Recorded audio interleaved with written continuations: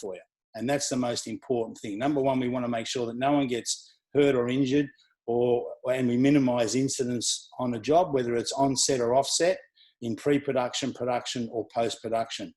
Is the system foolproof? No, it's not, but it's the best process that's available to all of us right now to work towards better workplaces. So that's the most important part of it. Now, at the end of all of this, I'm going to explain to you the difference between a risk assessment and a safe work method statement. A lot of people get both of them mixed up and people don't understand the terminology properly.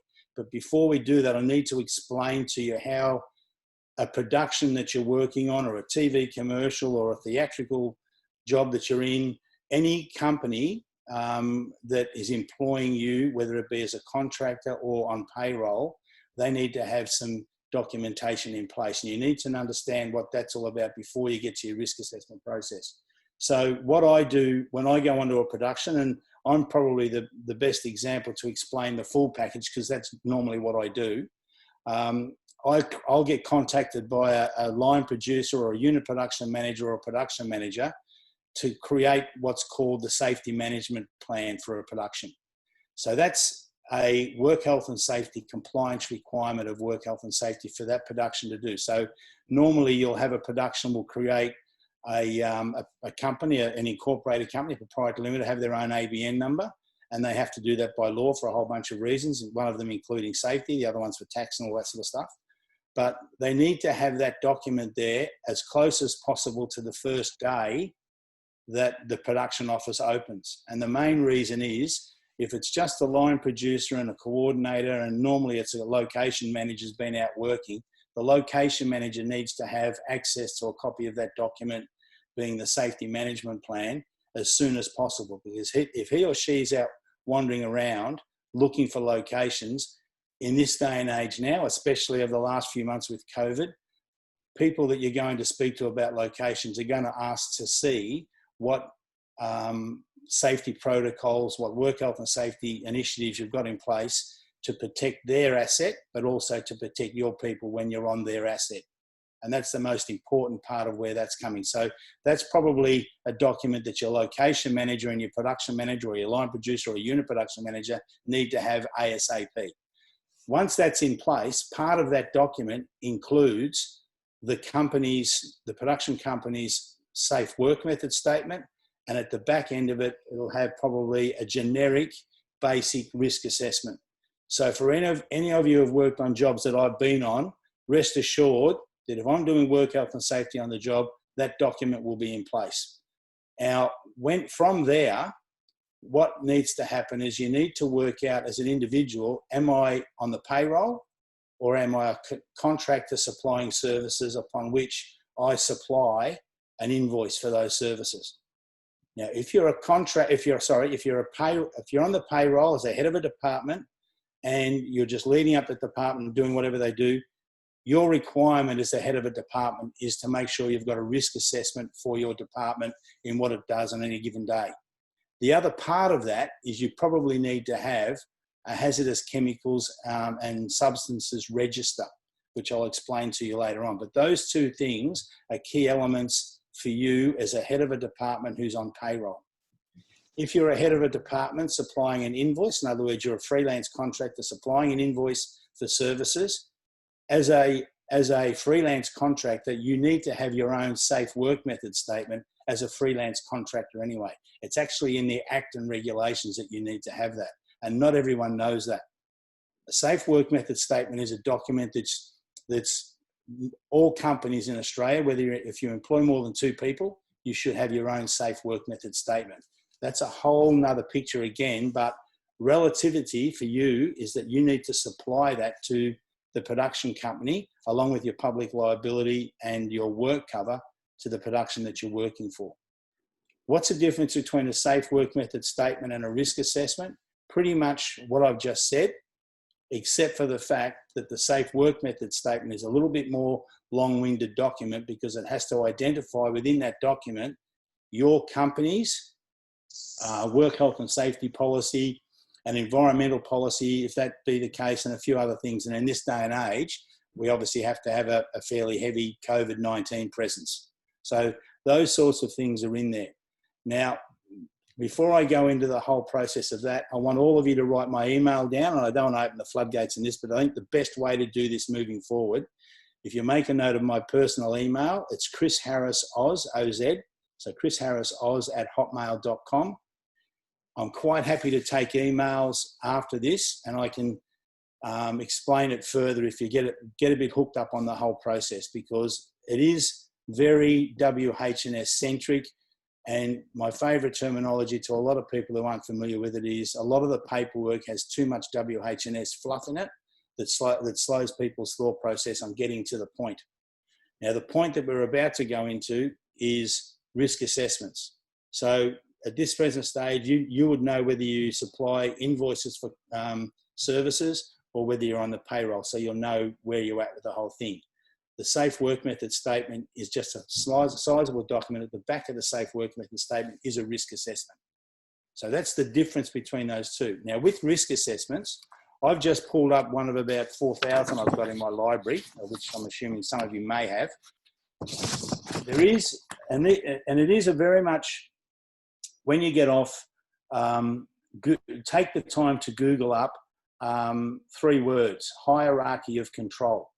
Now, hierarchy of control is an upside down triangle that's used in the process of risk assessing on a job. I have my ones that I use for different bits and pieces that I do. Do you need to get caught up in that process when you're doing a risk assessment just for your department? You just need to be familiar with it. All right, that's the most thing. Understand what it is and what it's all about, because you need to understand that information when you're creating your risk assessment. So with a risk assessment, there's 2 parts to a risk assessment. So the risk assessment as it sits, and then the risk assessment that sits at the back of your Safe Work Method Statement, for those of you who need it, looks exactly the same. It'll start with a risk matrix, which will list a whole range of different likelihoods and consequences that you can equate to, and then there'll be a whole range of the matrix as being an extreme, a high risk, a medium risk, or low risk. So those things will get broken down into it as well. And I'm quite happy to send across to you an example of one by email afterwards that you can plagiarize to your heart's content. It's a template, and it'll be one of my prettier ones that you'll enjoy. So please go with that. But if you go from the risk matrix into the risk assessment, there's a whole range of columns. So those of you who've seen risk assessment before, you'll know there's about 7 or 8 columns that sit there. The 2 most important columns in there the 3 most important columns are there. The first one is the task. So what are you doing the risk assessment for? And then the second one is the identified risk. So the next one is, what identified risk can you see from the task you're about to do? So that might be anything. If it's wardrobe, it might be you've got to use chemicals for, like, it goes right down to the chemicals that you clean the fabrics with. So there's a whole range of different chemicals that are involved. It might be handling of those sorts of things. So you've got to just take on board all those sorts of things. And the best way to do it is just to brain dump out of your head as to what tasks you're going to be doing and what identified hazards you can immediately see from that. And then what you've got to do is go across to the far column, which I write it down as the safety control measure column.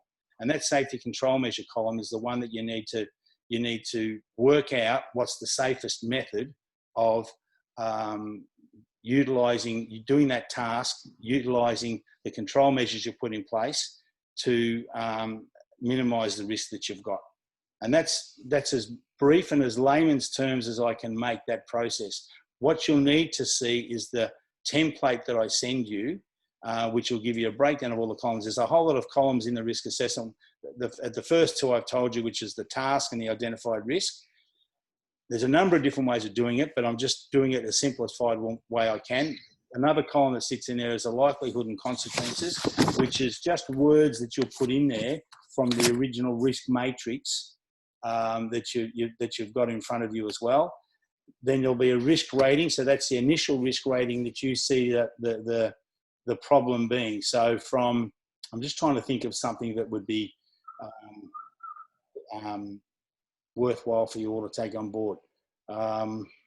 Let's just say it's in construction. So construction I work predominantly in construction now across a lot of the production. So the risk assessments we've got, there's hundreds of them that we use. But a guy who's going up in a boom crane, let me wind it back. Let's make it relevant to something that you guys are. So I believe there's wardrobe people on there. There might be makeup people on there.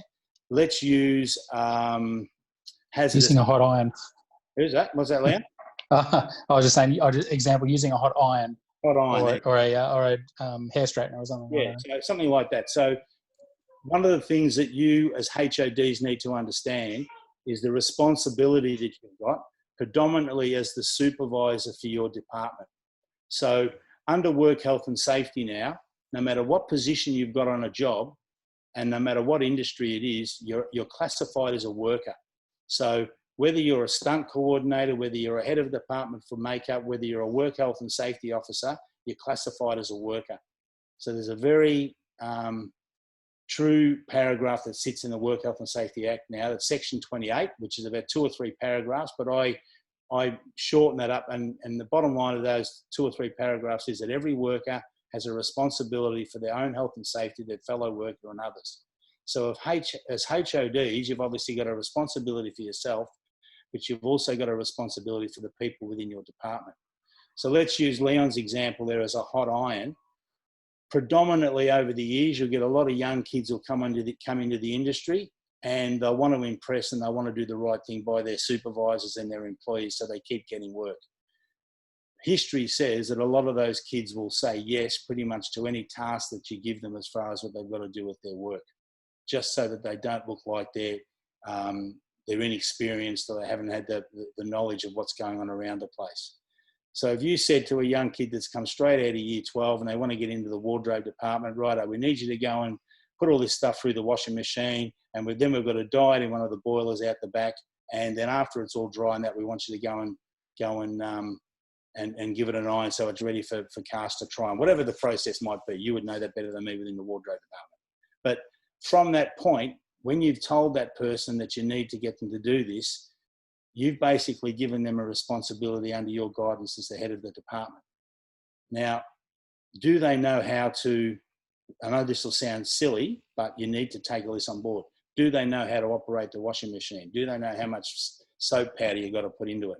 When it comes to the vat, do they know the mixture and the chemicals? Do they know what the safety data sheet for that particular dye that you're using in the vat, what the contents of that safety data sheet has in it, so that they understand what's going on? You as the head of the department need to make sure that all of these things are in place, so that when young Leon Strip, the new guy in wardrobe, goes in to do something for you, he knows he can reference a safety data sheet which explains what that dye chemical is, and he can go through and he knows how he's got to put it into the vat. He knows where it's got to be stored.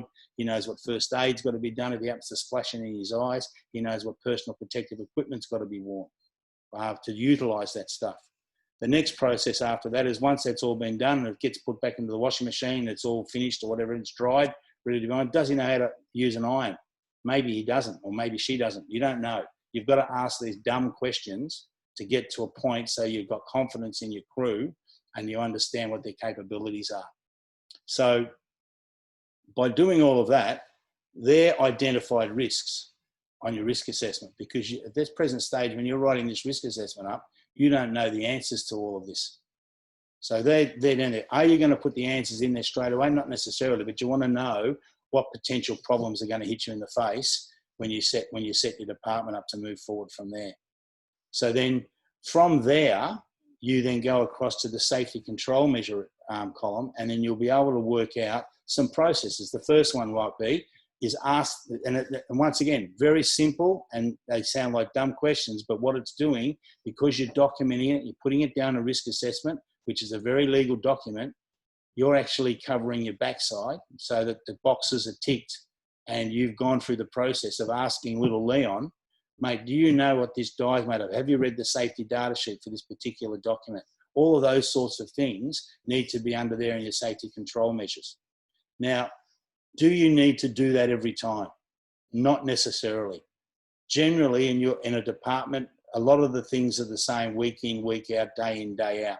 So you can set a risk assessment template up and roll it across from job to job. Roll it across from week to week, depending on what the tasks are. What you do need to do, though, is make sure that you have regular meetings with your crew to ask them questions like, and they're called, in WH&S terminology, they're called toolbox talks. Call it safety briefing, call it induction, call it whatever you want to do. It's your department's area. You call it what you want to call it. But it's in your best interest to make sure you have those on a regular basis, whether it's on a Monday morning before the week starts or every morning when you first start up, just to make sure everyone's ticking from the same hymn sheet as you go through. Use that toolbox talk as an opportunity for you to explain to everyone and read through the risk assessment document together as a group. So that way, any questions that come off the floor from your crew, you can put the answers down for them, okay? And if anyone wants to jump in here at any stage with your hand up or whatever to ask a question, because I'm just pulling this out of my head because I do it every day. So I'll probably miss stuff that you guys may not, that you know, want to ask a question of, and I'm quite happy to take answers, like questions on it and answer those for you. So please just do that if you need to. But the most important thing for a HOD is to make sure that they've got their safety protocols in place. And the safety protocols initially from a WH&S point of view are your risk assessments. And once you've seen the template that I'll send to you, I think you'll get a better idea of what it needs to do. And I'm quite happy to talk you through and help you out on getting that rolling through. So the next part of that, I don't know if you can hear that vibrating on my line, if that's coming across. No, it's fine. Right next to the Sydney Cricket Ground and the big excavators going. But the scenario for all of you as heads of department is to make sure that your communication lines are kept open with your crew in your department. And every time you do one of your toolbox talks, you need to bring out your risk assessment. Even if it's the same risk assessment, run through the key elements of that risk assessment on what's going on so that everyone understands what's happening with that.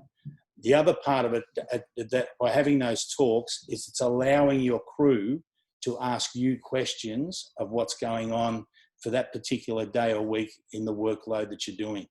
Once you've done that, everyone ticks the attendance sheet, and then for you as a HOD, you've just covered your backside there because you've put some processes in place. You've explained the risk assessment. You've identified your control measures from the hazards that you had. And if there's anything that's cropped up that you've happened to miss that you haven't got in place, you can act on it from there and you make a note of it on your toolbox talk sheet. So to my right here, I've probably got, and I'm a little bit old school. I like to keep hard copies of stuff. They can be kept electronically. That's neither here nor there. But it's not uncommon in a construction area right now that we do a daily toolbox talk, and we keep those records accordingly. And I collate those for my people in the jobs that I'm on. It is a very important part of what you're doing. I'm just trying to make this, Kelly, so it doesn't go on for 3 hours, because I could sit here and talk about it for that long. And I probably think there may be some questions now if anyone wants to ask, because I've got a bit more to go through, but if anyone's got any questions. I think that's all really good information. I'm learning a lot. I'm sure everyone else is too. I wonder if it would be useful to kind of pick off one example of a hazard and how you would put in how you would fill in each column. Okay, so let's use, that's what I've got on this one here. I've got here. Okay, it's not a chemical, but it's a couple of things I can pull up here. Oh, and John suggested, could it be something related to COVID, perhaps, so that people can start thinking about how they're going to adapt to that? Okay, all right. So for those of you who haven't been involved in a production as yet with COVID, please don't panic. That's the main important thing you all need to think about. Yes, life's changed. Has the process got slower? Absolutely it has. And what you need to understand is that you need to ask questions higher up the food chain of your line producers or your COVID officers or COVID coordinators, whoever they may be on the job, and use them for what they've employed you to do. To ask the questions so you know you're ticking all the boxes for them. There's a lot of discussion, as you know, about COVID, and there's a lot of documentation that's floated around the world with everyone thinks they've got the right answers for it. we were probably a bit fortunate with our group that set up that Screen Australia one. It came out of AFTAs in Sydney, and it was modified from there to get to that point. But with one of the things I just want to go back to before I go on to the COVID properly, one of the things I didn't explain to you before, safety data sheets. So anyone that's using hazardous chemicals or goods. So whether you buy them bulk or you go down to Bunnings and buy a couple of cans of WD-40, you need to probably Google up the safety data sheet for those hazardous chemicals and goods. Whether it's one can sitting on a shelf or a pallet load of stuff that gets delivered, whoever's using that gear needs to understand what the content of the safety data sheet for that particular product is. And it's really, really important that if you've got people working in your department under your guidance, that you have comfortability knowing that they understand what they're working with. So use a can of WD-40 as an example, which is a small one, which a lot of us use on a daily basis. There's a safety data sheet for WD-40. It's a simple Google, you can pull it down. Theoretically, when the suppliers deliver them to you, they're supposed to give you one, but that doesn't happen all the time. But you can Google it up and just find it and then read through the document, and it'll have what the makeup of the chemical is. It'll give you the PPE you're supposed to wear with it. It'll give you storage instructions. Another important one is it'll give you first aid instructions on what you've got to do if someone gets some sprayed in their eyes or it hits their skin. Some of the chemicals obviously can't touch your skin. If you're wearing the right PPE, it's all good. So it's the Bible basically on that particular product. You need to set that up and set it up as what they call a hazardous chemicals register. So that sits there with a bit of a contents guidance index at the front, and just slot them in alphabetical order so you've got a ready reckoner there for everyone to go to. If you've got people using that stuff on a regular basis, it's probably not a bad idea to give them a copy of their own so they've got it and they read it. Normally, wherever the stuff is stored, that's where you keep a master copy as well. All right, so that's just that on safety data sheets. So we can talk about that later on, but that's that one. Getting back to the COVID thing. So all of the paperwork that you've seen that's coming around the world, I'm sure you've all seen most of it and you listen to the media and all that sort of stuff. I was one of the few people before we started all these Zoom hookups with the union about how we're going to move forward with it. I've now worked a number of different jobs, 3 in film and television, and about 2 or 3 in the construction industry. And on the ground at the coalface, nothing's greatly different outside of the fact that everyone needs to think about what their mum and dad told them when they were 4 and 5 years old, and that's be hygienic. So if you read the New South Wales or the Queensland's health websites now, the general terminology with face masks is you don't have to wear them. What's the best face mask for us to wear in our industry right now? It's the level 1 surgical mask. Okay, so with surgical masks, there's level 1, 2, and 3. But you read through that on the COVID website, and level 1 is the recommended one you go with. There was discussion about P2 masks and respirator masks and all of that sort of stuff. I won't bore you with all of the detail about what COVID droplets do and all of that sort of stuff. But the bottom line for you is you need to be sourcing, if you're going to be using them, as level 1 surgical masks. Okay. The other one is just sanitize the hell out of your hands. So if you're on set and you've got, so I see Johnny Anderson's there, if he's got standby people going onto set within the 1.5 metre distance, they need to be wearing masks as a minimum when you're inside the 1.5. Do you have to wear gloves? That's probably going to be a production protocol call. The jobs that I've been doing on, we've started with gloves and then we've ended up getting rid of them. We just make sure our hands are sanitised purely and simply. So what I've just done then is I've explained to you safety control measures for COVID-19. So the task, let's use props as an example. So the task is standby props on set. So supplying standby props on set. The identified risk is obviously COVID-19 infection. There's no other simpler way or way you break that down even further. That's the identified risk. The safety control measures for that is social distancing as much as possible and be monitoring that, and that'll come up in your briefings on a daily basis with your toolbox talks. I sound like a broken record on the jobs that I'm working on right now, as I do Zoom hookups with toolbox talks every morning if I'm not doing a face-to-face one. And that's the same thing I say every day. Guys, social distancing. We know it's 1.5, but what you think standing next to each other is 1.5 is better gauged by 2 hand distance or 2 arm distances apart. No one's going to be walking around with a tape measure in their back pocket. So just be mindful. If you're talking to someone, put your arm out to their fingertips. And if you're doing that and you've got full arm extension, then you're pretty well on the money for 1.5. When you're offset, in other words, you're working behind camera, I should say, that's something you should be practicing all the time. A lot of companies are putting in pods and pod areas and exclusion zones to try and identify that, which is a great thing. Crosses on the ground are great. Tape on the ground around desk areas are great, just as a reminder to people, all those sorts of things. They're all safety control measures I'm just reeling off here. So they're all part of your risk assessment that you'd put down. And I mentioned gloves before. We've done some jobs where we've put on the protocols, gloves to be used. The reality of it is when you get to the cold face of the job and you're in there working, especially for makeup girls, it's quite a bit hard thing. If the gloves don't fit properly and there's a bit of, that sort of stuff going on, it's really hard for girls to do final checks and that sort of thing. So on the jobs I've worked on, we've now eliminated the gloves because we've had people from higher above who sit in seats, warming seats, and not actually working at the cold face, saying to us, no, they need to change their gloves every time.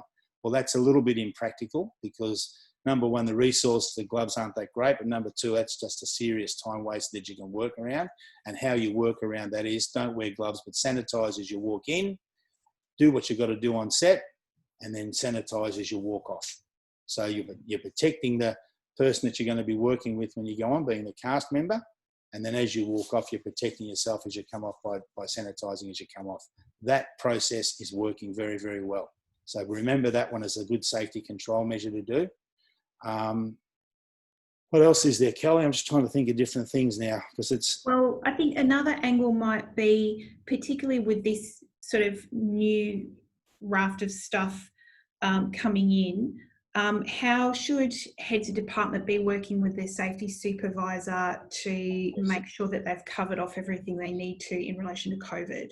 Okay, so for those of you who haven't read the Screen Australia document, what came about in discussions over many, many weeks when this was sort of evolving, this document was evolving, is that when you go into a production, you'll normally have a nurse on set or a first aid officer and a safety supervisor. Now, the safety supervisor on any given day, normal day, when it's happening, they've got a lot to do and lots on their plate, especially if it's on set and they're running around making sure crew are just generally safe. The other part of that is nurses obviously if they get called to an incident or an accident, they've got to be pulled away from there. So the thought process was that a COVID type person or a monitor or a coordinator gets put on by the production and they assist in the COVID protocols and making sure that they are adhered to as you go through.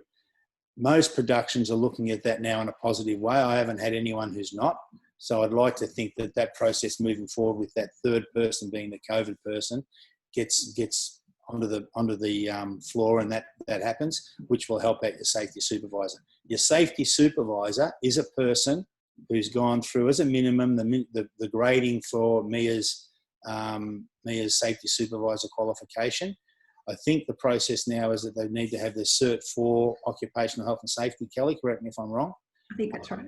And the Cert 4 Occupational Health and Safety, rest assured, if they've got that, what I'm telling you now, they'll know exactly how to do it, all right? Because that's what part of that training is. Everyone has their own approach on it, remembering that I've been doing this for a bloody long time and I've done it in a whole lot of different industries. So I have a bit more of a wider range of how I approach these sort of things. But for a safety supervisor, the good old days of a safety supervisor being employed to do a script breakdown for the stunt department so they can work at all the hazardous action in front of camera, that's still part of that deal. But in these days, a lot of the time, the safety supervisor is looking after everyone's safety and the whole production on set. It doesn't necessarily mean he's offset. Of recent years, I've been doing a lot of that work as well for offset. And then it obviously depends on the size of the production and their budget as to what they need to do. But your Safety Supervisor is the go-to person to assist with your risk assessments or thought processes on how the best to do it. Because the main part about it, rest assured your Safety Supervisor's read the script. He knows what hazardous actions are going to be in. If you go to him with a props question or a makeup question or a wardrobe question, this is him or her, they'll understand where you're coming from for that particular production and what elements and dynamics are going to be involved in studio or on location for that particular query that you might have around, whether it's costume having anti-flammable sprays put on it for whatever it might be, or a whole range of different things like that. So your Safety Supervisor is the person who's going to be able to help you out with that sort of stuff.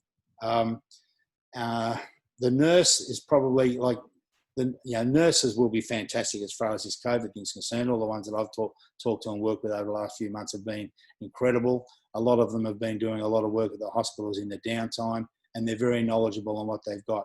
A COVID coordinator is a person who has an understanding of what the current COVID conditions are. They understand what the protocols are for that production company that you're working on. So when you write up your risk assessment, I'd be talking, and you want to include your COVID stuff, which you would need to do. I would certainly be talking to initially the line producer or unit production manager to find out whether you've got a COVID officer on, or whether you've got a nurse on, or whether you've got a safety supervisor on, so that you can have the discussion with them about protocols for the job. That's the most important thing.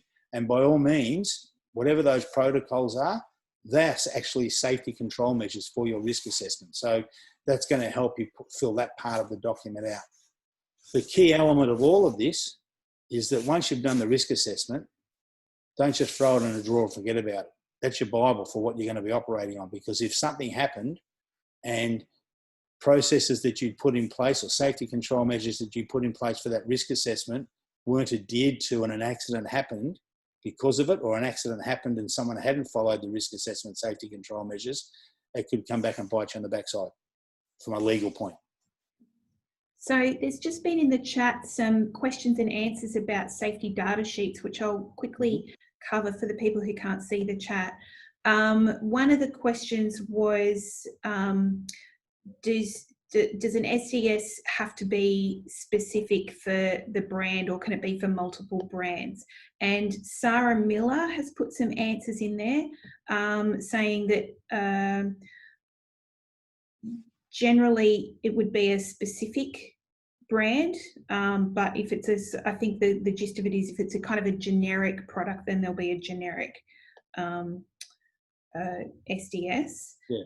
She also makes note that safety data sheets have to be within 5 years of their issue date to be valid for use. So check the date on any SDS that you're using.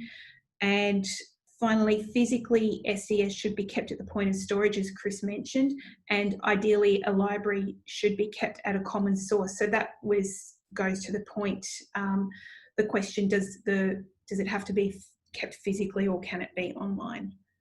It sounded like the answer to that was preferably both. Yeah. If I just jump in there, Kel, just so everyone knows, my job is to make sure that everyone's being compliant as a work health and safety officer.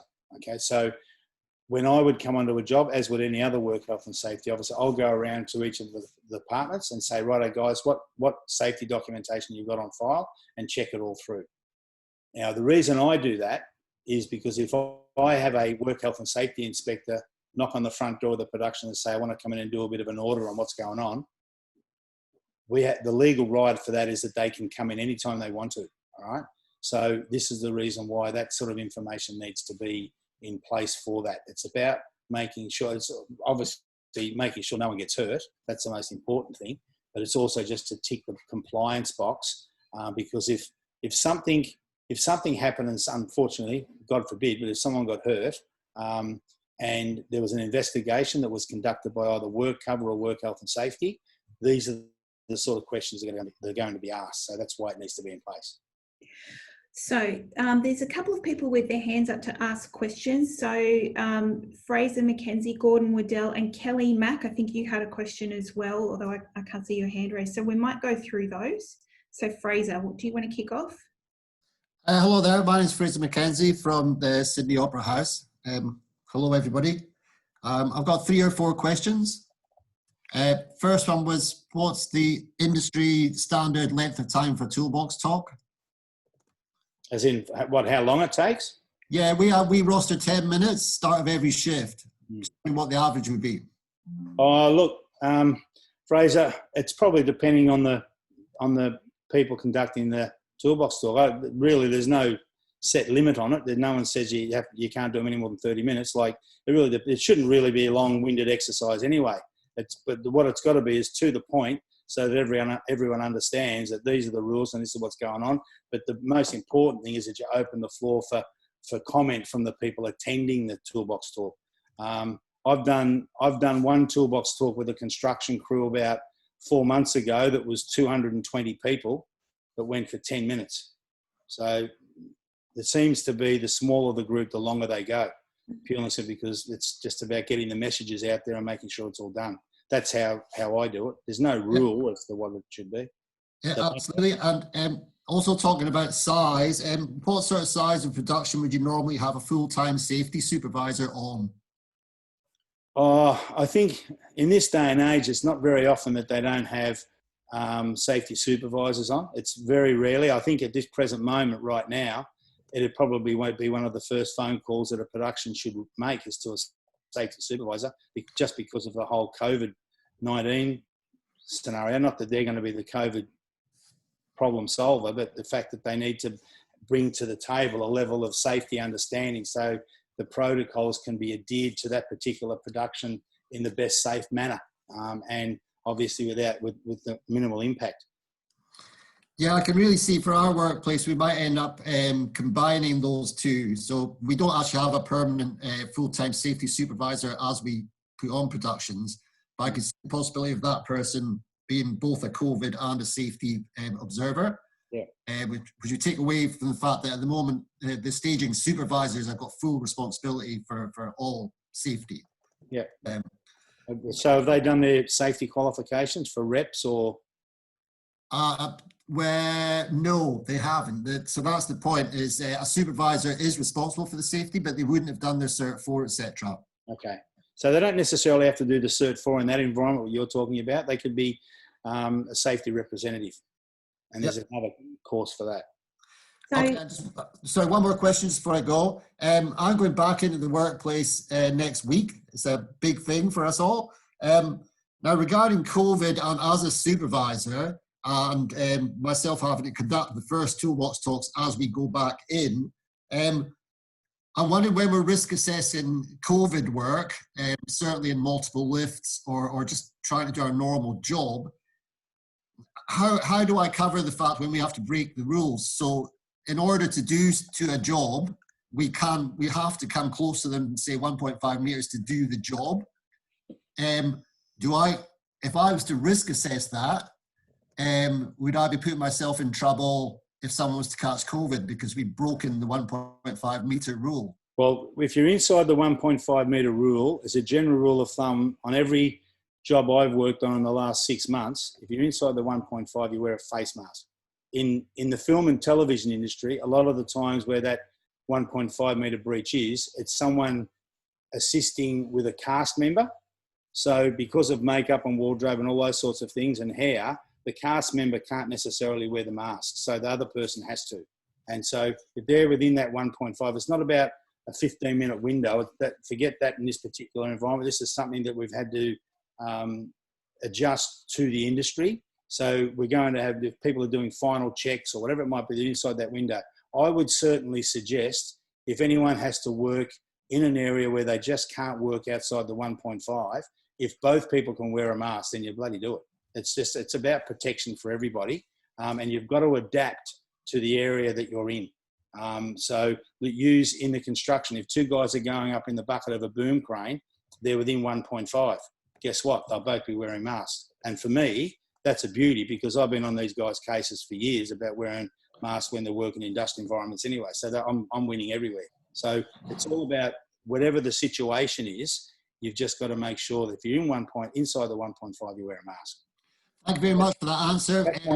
Unfortunately, you've also touched on a very important point for us, Yep. with length of time in each other's company as you work. Yep. we're kind of going bang into from nothing to 6-hour days. Then we're going to move the next week to 8-hour days, all working together. And then we're going to move into 12-hour days in September. Yeah. I was wondering about, are there any rules regarding COVID and people working together as groups? Harrow, can I just jump in for a minute at the end? There's quite a few people here, Harrow, that are not in the film industry. So do you want to talk about the immediate protocol of doing temperature checks before people start work? Because that might be a really good, safe measure. Okay, so I just saw someone there before said something about they're not working in the industry. So this is the length of processing this. It's very long-winded, but I'll try and explain it as quick as I can. What you've got to remember to do is when people are coming into your work site, the most important thing that's done on a daily basis is temperature checking. So whether that person can check the temperature in the morning before they leave home, or whether you have a process when they get to work where they check their temperature, that's an important part of how they start their day. That's a daily process. In some cases, depending on how many people are on the job and what's involved with the job, a secondary check after lunch is not a bad idea either. All right. And that's just a bit of a 2-second exercise that you do it. That's the first part of it. The second part of it is when you come to work, everyone's got to take on board, if you're not well, make the phone call and don't come to work. That's a common one that's been put out there for the last 6 months, maybe longer now. And this is where everyone's got to have, and I'll use that paragraph I mentioned before, every worker has a responsibility for their own health and safety of their fellow worker and others. Don't be afraid to quote me on it because it's a legal paragraph in the Act, and everyone now needs to own their own responsibility and have that responsibility at the work site. This is all about everyone getting back to work and wanting to keep working. So use that as other ammo. We want to, now that we're back at work, we want to keep working. So don't stuff it up, is basically what you're saying. If people are going to be coming to work and they have a bit of a paranoia about how close they can and can't work with people, then you give them what's being handed out now as little safety packs, which might have a small bottle of sanitizer in it. It might have a face mask. I was given one this morning that actually had its own, a little thermometer in it, so you can do your own temperature. So there's different people will approach it different ways, but this is how a production or whatever it might be, a company approaches how they're going to make sure that they've got certain protocols in place. So those sorts of things are to be discussed at the senior management level to say, right, let's tick some boxes. I'd like to think that the productions that you're working on before you get there have got some level of protocol in place. And then you go from there as far as that's concerned. What I basically said to you about the face masks, definitely if you're inside the 1.5, at least a person in that 1.5, if it's 2 people, should be wearing a mask, preferably as many people within the 1.5 wearing the mask can be. That doesn't necessarily mean that everyone can breach the 1.5 if they wear a mask. You've still got to remember your social distancing. If you're going inside the 1.5, it's on an absolutely have-to basis. It's not about just because I want to go and stand next to this cast member because she's famous. It's keep your distance wherever you possibly can. And the other one is the sanitisation. So you need to have sanitisation stations. Where I am right now, every single doorway's got a sanitisation station at it. So that's how fair income you've got to be, all right? And get into the habit of using sanitizer. There are a couple of people, quite a few people that I've come across who have personal issues with sanitizer against their skin. So all you do there is you go out and wash your hands with soap and water, and that seems to help the situation for that. So you've got the best of both worlds with the sanitizer and the hand washing. I hope that helps you a little bit, Fraser. Thank you very much. So Gordon, you've had your hand up for a while. Yes. Hello. How you going? Hey. Hey, good. Hey, everybody. How you going, mate? What's that? Sorry, you're damn right. It's a Collingwood jumper, and anyone can find that flag. Sad. Look, I just wanted to thanks very much for coming on board. For those of you who don't know me, I'm a safety supervisor in the industry and have been for, let's just say, a very long time. Just a couple of points that I wanted to bring up with you there, Chris, was first of all, you mentioned about the masks, and you mentioned about the fact that you felt that the surgical masks, level grade 1, yep, were a sufficient masks to wear on set. Now, I'm going off directly off Safe Work Australia, who disagree with you on that. Basically have stated that surgical masks do not achieve a close seal around a wearer's face, and surgical masks are useful in limiting the spread of large particles from the affected person, such as cough sprays. However, they are not designed to provide complete protection from airborne bacteria or virus particles. So I'm curious as to the fact that we are talking about a virus that is airborne, as well as on surfaces and that. Why we would be looking at going to a lower grade, or being recommended that we go to a lower grade mask, whereas our government bodies are recommending that those masks you mentioned aren't sufficient. So you've got to understand you do understand this, the surgical masks have come from the health background for the health workers in the hospitals. That's the first part of it. The second part of it is I read those websites daily too, like everyone else does. When I say level 1 surgical mask, I do that because that's the last report that I've been given. It does say level 2s and level 3s. It's really up to the individual as to what they want to do. No one's saying that that's what you must do. Someone came to me the other week and said, oh, P2 masks, okay. Well, general sense of opinion is no, P2 masks are not. So that's on the New South Wales website, health website, and I went and had to do the research on it myself. So what's out in the world right now is a lot of different mixed messages, because when you read, and I haven't got the thing in front of me, but when you read the actual comments about it and you read about the droplets from COVID and all that sorts of stuff, level 1 ticks the box. Is it the best possible way? Maybe not, but it's going to certainly tick the box. But what everyone's got to understand is that the question right now is you theoretically only need to wear a surgical mask if you're sick. So they're saying now you don't have to necessarily wear a surgical mask. What we've got to do is adapt what we want to do for close proximity work, so that if someone's within the 1.5, we've got people covered to the best possible protection. Whether it's level 1, level 2, level 3, or a P2, whatever people wear. In the hospitals, they're wearing level 1s and level 2s, and they've got clear shields on. Now, I've read something. So that's in the sterile environment. Exactly. So there's all these different processes in place. From the best scenario that I've got right now, level 1 is suffice to do. If you want to upgrade and go to a higher level, by all means do so. It's really up to the individual production out there how they do it.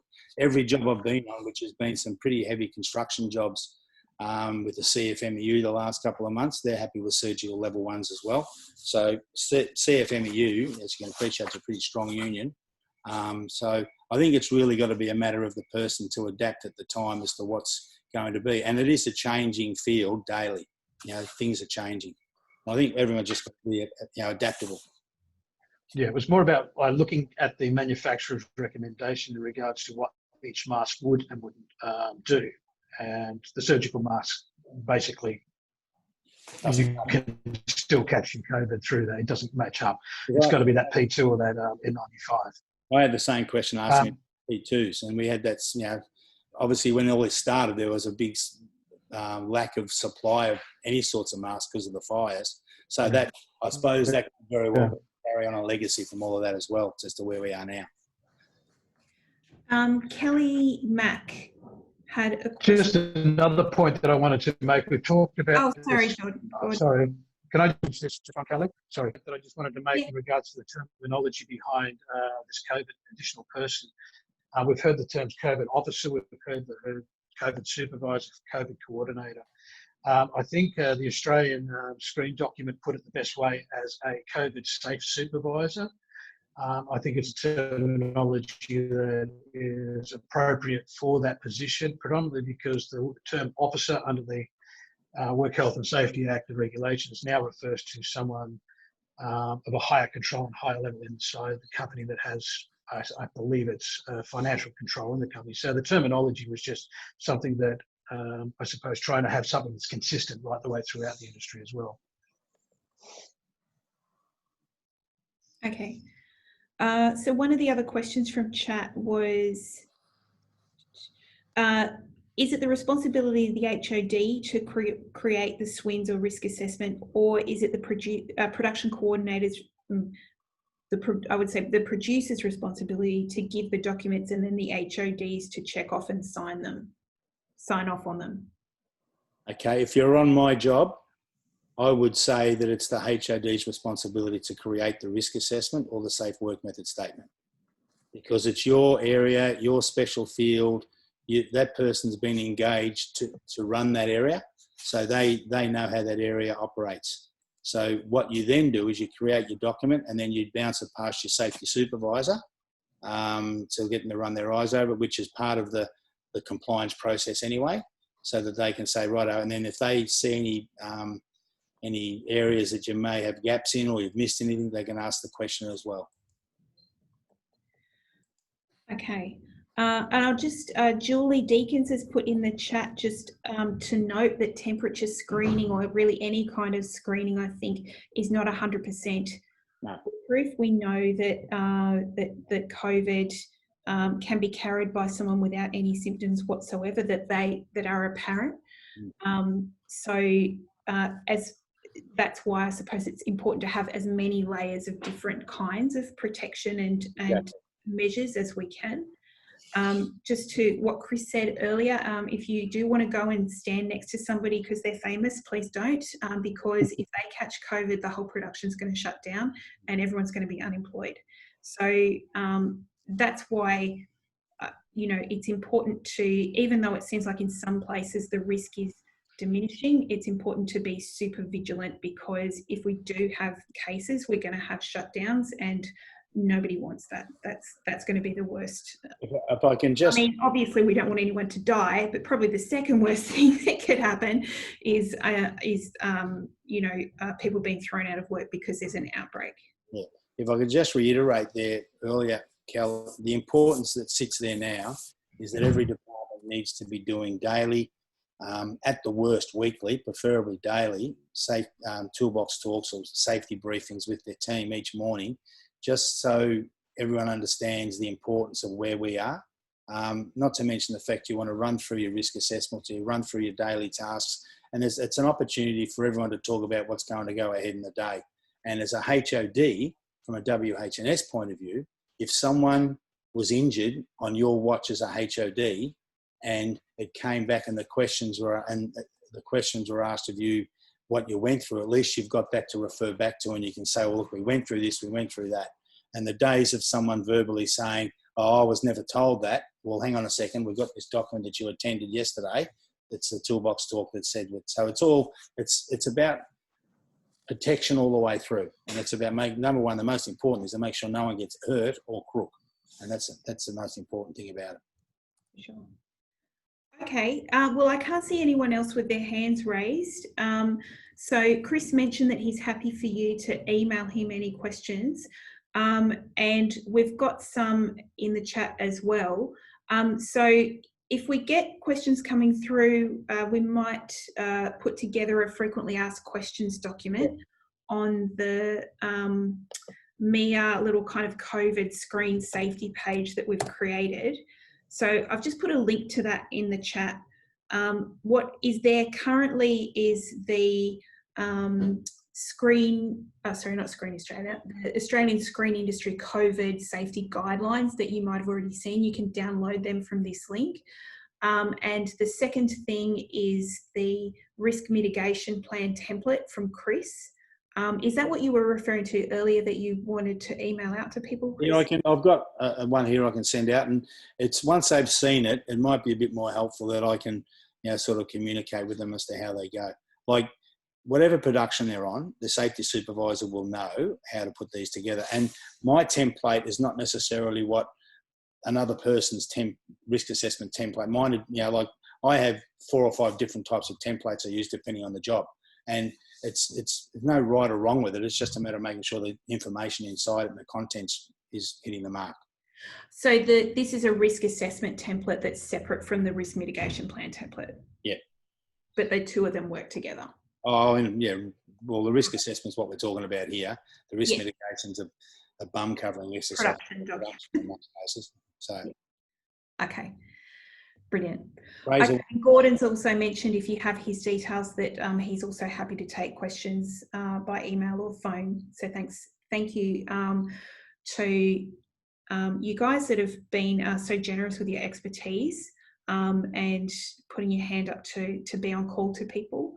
Scott Lovelock. Yeah. Hi, Kelly. Hi, everyone. We're just running into 2:30. We've run past. Yeah, just a quick question, Chris and Gordon. I'm not sure if you've been confronted with this yet, but we talk about, masks being on when we're within 1.5 metres. I'm just interested on how have productions so far coped with the blocking of actors, the actual action on screen, given the requirement for drama, intimacy, or stunts themselves needing a physical requirement for the actors to be physically touching or be within the 1.5 and cannot wear a mask. What have been the protocols? Do you obviously minimise the time that they're in that position? But I mean, how do we get around that? I'll go in first, Gord. You want to follow? But You're right, mate. My experience with it so far is that scripts have to be rewritten to accommodate distancing to the best they possibly can. That's the first part of it. There is a minimisation of time on set for close proximity work, and that's crew and cast. The other part of that too is that if it's a block through or a reset of any sort, everyone needs to try and remember to step back. And from my personal experience doing this now, on set, you're constantly reminding people to watch their distancing, be careful of where you're standing and that sort of thing. And that's across all areas, whether it's in front of camera or behind camera. So this is where this COVID person needs to be there, or a safety person needs to be there, reminding the whole time of the distancing that comes in. If your production is working to distancing their script as far as the intimacy is concerned, or close proximity work, then that's a big tick in the box. And most productions that I know at the moment are working towards that. It may not be a 100% foolproof process right now, but at the end of the day, it's best practice, best diligence that you can work towards. And then the other part of it too is that, obviously if people are going to be in front of camera, the production would probably need to get permission from the cast if they're okay to do a particular scene in close proximity. From a majority of the time that I've experienced in the last 5 or 6 months, most of the time I'm hearing that the scripts have been rewritten to accommodate distancing as much as possible.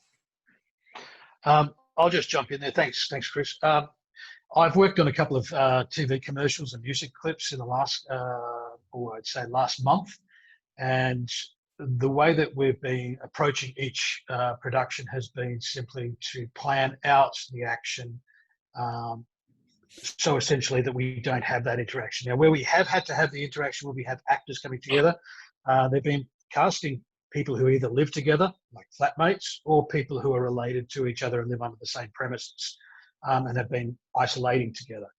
That's how a lot of them have been managed, those, if they wanted to do those intimate scenes where they have the people inside that 1.5 metres, whether they're hugging, kissing, whatever. So that is in a lot smaller scale as to what you're working on at the moment, Scott. I understand that, but it has really come down to slowing the production down a fair bit, to take time just to plan the action, work out where people are going to be, working with your DOP, working on the lenses that you can use to give that, to bring that depth in, to make it look like they're closer, but to still maintain that distance. And outside of that, it's quarantine everyone for the period of time to be able to then put them in together. But it's been tough, but I haven't found a production company or a producer or any crew member so far that hasn't been happy to comply and hasn't worked towards the final outcome of having a safe work environment. So it's been great in that respect. And just finally, Trish Collins has added in the chat, and I think is a really important note and somewhere that it might be good to leave off, with the high levels of anxiety. Please share the newly opened to screen crew mental health helpline, which gives you access to psychologist support with your colleagues. And she's put a link there to Support Act.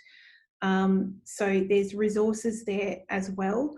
I think, there's been a lot of discussion that going back to work in a changed environment is going to be quite taxing on people, and difficult. So it could be difficult. So it's just important to know that there are some resources there, but also I think to kind of keep an eye on each other and try to be patient in dealing with these. One of the other identified risks that can go on a risk assessment is fatigue. And there's a whole range of safety control measures that we need to be aware of with that. One of the most important thing is your sleep patterns. And I've already done a number of different inductions around this. But sleep patterns are really important, that you get your good quality sleep. If you go to work on a Monday morning after a Sunday session, doing whatever you do socially, and you go to work Monday, rest assured by Wednesday you're going to be dragging your backside on the ground. So you won't make the rest of the week, or what you'll do is you'll fatigue your body, and that's the first recipe for disaster as far as getting sick. So everyone, how you want to put those safety control measures down in there, but I'm quite happy to throw a few out there if someone wants it. But it's really, really important that everyone follows the fatigue one, as far as it's a big one right now. Because when you're fatigued and your immunity system's down, you're going to get sick, whether it's the flu or hopefully not COVID, but the flu or whatever. So.